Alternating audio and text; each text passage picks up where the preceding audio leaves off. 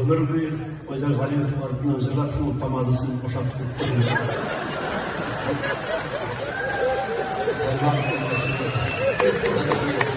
Yüzüradan ergene okula kalan şu tamaşa bilen Ufa tamaşasının sindirip kayıttık. İlk motor tamaşa oldu.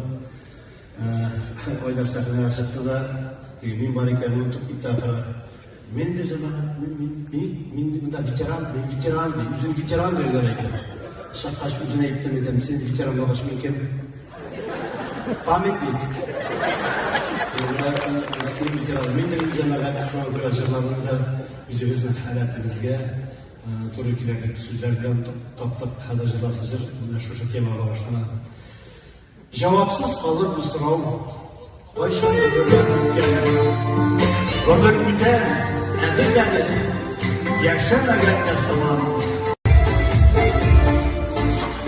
Yanıldı şava şava, git uydu şaşer atlar, ellerinde uzun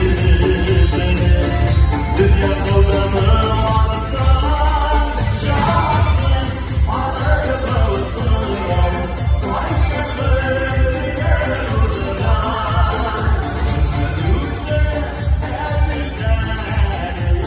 Yaşamak yasamak, yaşamak yasamak.